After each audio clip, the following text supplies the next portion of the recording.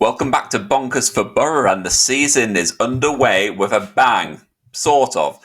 Middlesbrough recorded their first victory of the season with their opening game against Swansea City at the Riverside Stadium. A 1-0 win, which means that Middlesbrough do start the campaign with 3 points under their belt, and it's the ideal start for Rob Edwards as he embarks on his new era in charge of Middlesbrough. Now, obviously, there was a lot of scrutiny on him coming into the new season, replacing Michael Carrick. Performances and results in pre-season were mixed, to say the least, really. So there was always going to be a lot of eyes on this first game of the season to see exactly what Middlesbrough were looking like, and ultimately to see whether we were able to get the result. Now, obviously, Middlesbrough did get the victory, which is great. 3 points on the board, that's all that matters. Performance-wise, there was a lot of positive signs, it's got to be said. We weren't brilliant. I think if you look at the stats and the data and anyone who was there at the Riverside, you could say that we weren't at our sort of fluent best. It certainly wasn't a stunning display by any means, but we were well organised, we were well drilled, and it did sort of show a little bit about what Rob Edwards' Middlesbrough side are going to have to offer this season. Really, it's going to have subtle changes to what Michael Carrick was looking to do last season. There have been some tweaks, and ultimately, I think that performance against Swansea and the fact that we were able to see out the victory was a really, really positive thing. Now, I've picked out a few moments that fans may have missed from the match at the Riverside that really illustrated just how big a game it was and some of the big talking points coming out of the game going into the rest of the season. Here we go. First up, we're going to be talking about the man himself, Rob Edwards. Now, we've mentioned about how it was his first win as Middlesbrough boss. There were some subtle changes in terms of the way that Middlesbrough were playing. We were a lot more direct. We were playing with wing backs. Defensively, we were a lot more solid, and we were able to see out the victory, which in itself can't be underestimated as a big plus. That was something that Middlesbrough really struggled with last season under Michael Carrick, being able to see out a game from a winning position. Obviously, we only held a 1-0 lead yesterday. So for Middlesbrough, it was a game where last season it would have been really, really quite tetchy towards the end. We were always quite vulnerable to other teams catching us, and so often Middlesbrough did end up throwing away 2 points as a result of doing just that. But this was very, very different. Middlesbrough looked assured under Rob Edwards. We looked very well organised. We looked well drilled. We were very aggressive in the press, and I think the main thing was that I noticed really, as well as the tactical side of things, was just Rob Edwards' demeanour on the touchline. It was a very, very different presence in the technical area to what Michael Carrick would offer as Middlesbrough boss. I think it's all down to managerial style. But Michael Carrick was very laid back, as a lot of supporters know. He was stood in the technical area. He'd have his hands in his pockets. Give some quiet advice to players as to what passing on his side of the pitch and that sort of thing. And don't get me wrong, that's not a criticism. That was his style. He was very sort of measured, I guess, in his approach. But Rob Edwards was very different yesterday. He wasn't over the top by any means, but you could see just how passionate he was. He was really, really keen to encourage his players. He was applauding them when they were doing something well.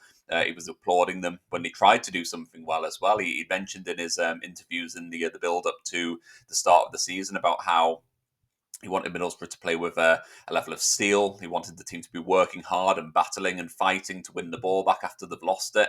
And that was something that you could really see him trying to instill in his players. Things didn't always go to plan for Middlesbrough against Swansea, but he was really applauding and really encouraging of the fact of Middlesbrough players looking to make up for their mistakes. So that was really, really encouraging to see. I think for supporters, it was something that was really nice as well. Kind of just sort of seeing a manager who was clearly caring on the touchline. He was animated. It wasn't over the top. It wasn't cartoony. It wasn't for the cameras or anything like that. It was purely for his team, and he did.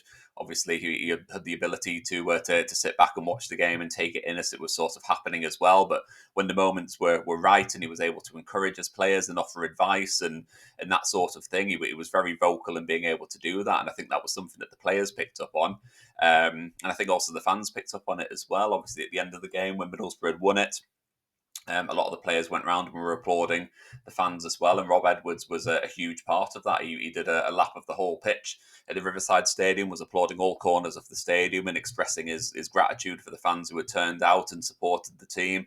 And I think that's really, really important. I know that some skeptics have sort of been saying that, we don't just want a manager who's going to be a cheerleader and someone who's going to sort of like pound his chest to try and get fans on side. It's not all about that, and obviously results are the most important thing. But I do really think that it's important for him and for the fans as well to sort of rebuild that connection, because that was something that was really lacking under Michael Carrick. And so I think with Rob Edwards, early signs are really promising. But I think a lot of fans were impressed by how he conducted himself in pre-season with the media, and I think maybe the fact that he got a win under his belt in his first game was a confidence boost, and something that hopefully he'll be able to build on moving forward, and hopefully build on that connection with supporters as well as the season starts to unfold. The next player I want to talk about is Sammy Silvera. Now, he enjoyed a really, really impressive pre-season. He was someone who, quite frankly, at the start of pre-season, I think a lot of supporters, a lot of the media thought that he was going to be moving on. Last season was just an absolute disaster for him. He hadn't won his place in the Middlesbrough team, so he ended up going out on loan. He went to Portsmouth in the first half of the season and then to Blackpool in the second half. Neither of those loans worked out, so people were thinking, well, if he can't crack his way into the other team at Blackpool in League One and make his mark there, then what chance does he have at Middlesbrough, a club who are going to be hopefully challenging for promotion? But he's come back with a really good attitude. It sounds like they seem to be the noises from the interviews that Rob Edwards has done, that Sammy Silvera has kind of come back, and he's clearly keen to fight for his place in Middlesbrough's team. He got that opportunity in pre-season. He did well in a number of pre-season fixtures. He's kind of been slotted into a role which Middlesbrough struggled to fill so far this summer at left wing back. A role that isn't natural to him. It's not a natural fit, and frankly, I don't think he's going to be the long term answer in that position. So this isn't a glowing endorsement to say, oh, we don't need to sign a left wing back because we've got Sammy Silvera. I don't think that's what it is at all. But he has really impressed during pre-season, and so for me, going into yesterday against Swansea, it was something that I was wanting to keep an eye on. I wanted to see how he got on, because yes, it's all well and good performing well in pre-season games when there's a lot of changes and the intensity is not there. But coming up against a solid championship side in Swansea, it was going to be a real test for Sammy Silvera to see how he got on in that environment. And he did well. To be honest, he had a couple of good moments defensively. More importantly, he was more than comfortable getting on the ball and driving forward. We don't really have a lot of players who get on the ball and have the courage to dribble forward and try and take on a man. And that's not really the style for a lot of Middlesbrough's players, I guess. But that was something he was more than happy to do, even in the first half, which was a little bit more cagey. He did show the courage to get on the ball and push forward, and that was really promising, because he got himself into some good areas.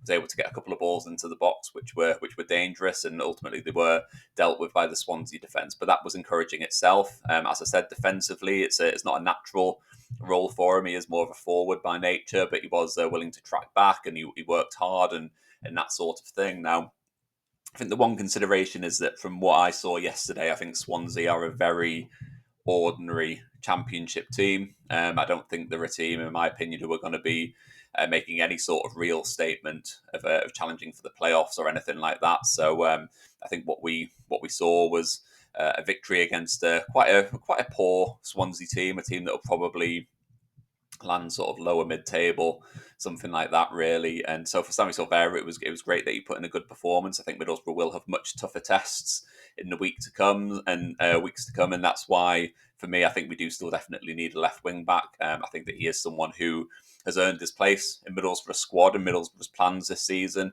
because of how well he's done.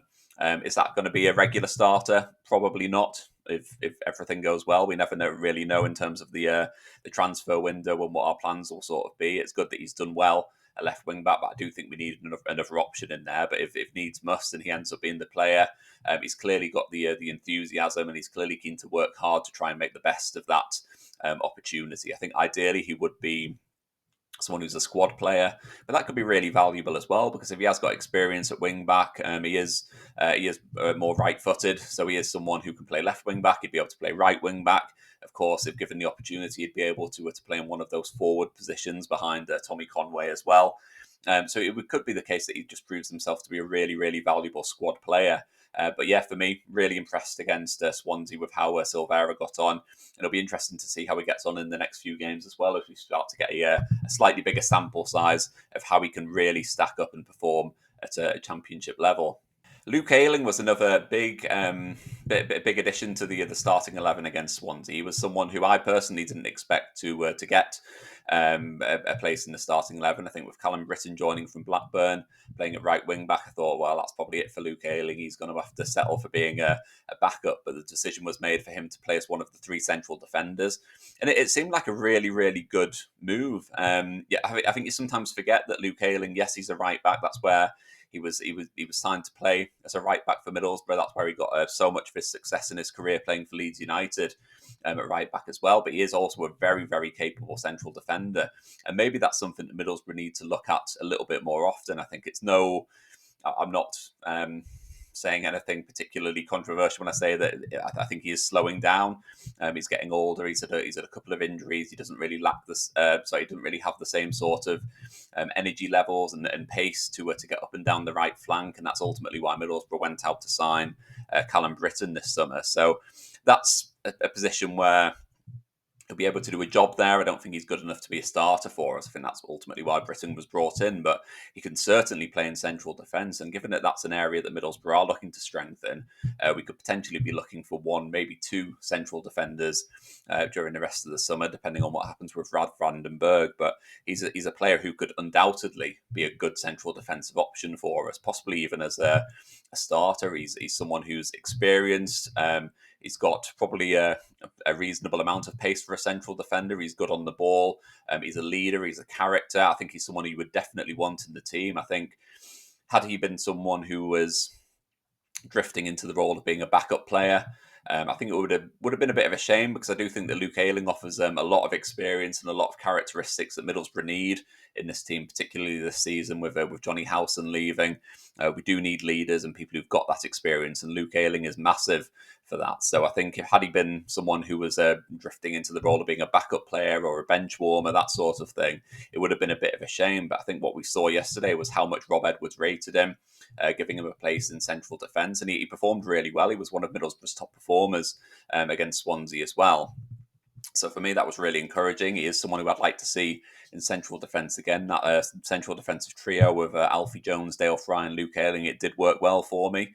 I personally, I've said it before on previous videos, I'm not too fussed if Ralph Vandenberg leaves. I think he's very, very, very replaceable. I don't think it really weakens the team too much if he does leave, and if we can get a good fee for him, then that could just be a really positive thing for investing funds elsewhere in the team. But yeah, certainly for Luke Ayling, it was a really successful first day of the season. He enjoyed a couple of battles, a couple of scraps with the Swansea players. He had a really thumping challenge on him in the first half, which, to be honest, it was right in front of me in the East Stand, and it could have really potentially broken his leg. Had he not been so fortunate, and Luke Ayling was clearly not very happy about that challenge. In the second half, he was involved in a bit of a battle with the Swansea player as well, which happened right at the very end of the game as well, where he was mocking the Swansea player on his way back into his position right at the very end of the game, just before the final whistle. When the final whistle went, they'd clearly been having a bit of a jibe with each other, and Ayling went and celebrated the victory right in the Swansea player's face, which was quite funny, and it led to a little bit of handbags just after the final whistle. As a game, it was getting a little bit fiery, it was getting a little bit tetchy. Obviously Swansea weren't happy with the result, but they were putting in a few meaty challenges in the first half. Meaty challenges, but not particularly good challenges either. They're just quite sloppy, quite high, quite reckless. It was probably a good word to sort of describe it, and I think it did make the game have a little bit of needle, you'd probably say. And I think that dynamic with Luke Ayling was really quite entertaining to see, because he is an experienced player, he is a leader, but he also does like to wind up the opponents. If you ask any Leeds United supporter, it was something he was so good at when he was at Ellen Road, and so I think for Middlesbrough, you almost need a bit of that. Almost a bit of that kind of mindset and that kind of S-housery, I guess you could say, in the team. I think that was something that we lacked under Michael Carrick. We were very, very nice. We were very level. And I think maybe it's just a sign that under Rob Edwards, he will let his players express themselves a little bit more and do the sort of dark arts of football just a little bit more, just to show a little bit more personality, and ultimately it might help us win a few more games. So yeah, very impressed by Luke Ayling, and hopefully we'll see more of him in the next few weeks as well. The final player that I want to discuss really is Abdoulaye Kante. Now he came on in the second half and he was just absolutely brilliant. I struggle to remember a player who has come in and been such an instant hit. I don't know if it was his introduction as a player. He did that.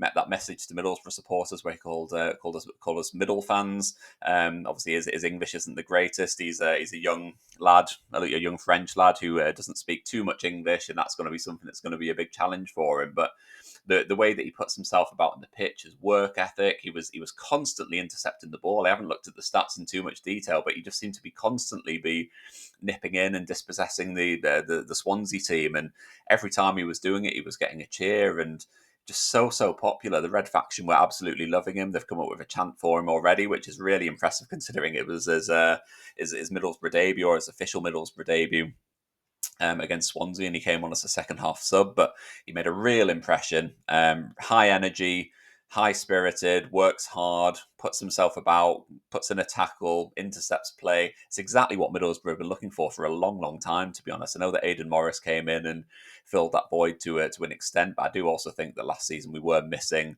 someone who was just even maybe slightly more defensive minded than what Aidan Morris is, and so hopefully Kante can be that player. He's already getting fans on side, hugely popular. I think he is someone who Middlesbrough will try and ease into the fold. I think he's very capable, but he is young, so you've got to manage that transition. He is still learning the language, so I don't really think he's probably going to be a first team regular straight away, but I certainly expect he'll probably get an opportunity against Doncaster in the Cup from the start. He'll probably get a couple of opportunities in the starting lineup, and then we'll sort of see what happens with Hayden Hackney.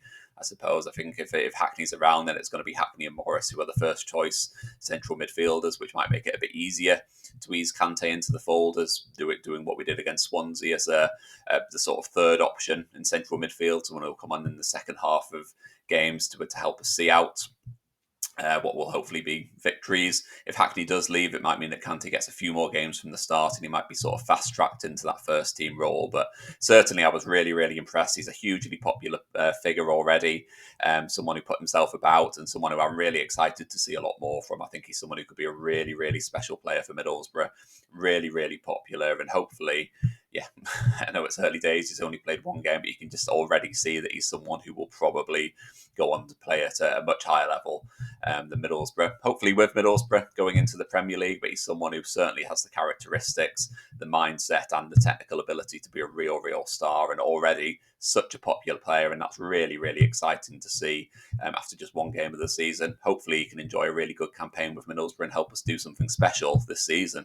So that's what I thought about the Swansea game. A few little talking points to come from that match at the Riverside. But let me know what you thought. Drop into the comments below. Let me know what your highlights were of that match against Swansea and what you thought about Middlesbrough's new signings. If you have enjoyed this video, please do hit like. Please do hit subscribe, and there's going to be plenty more content coming up very soon. I'll catch you later.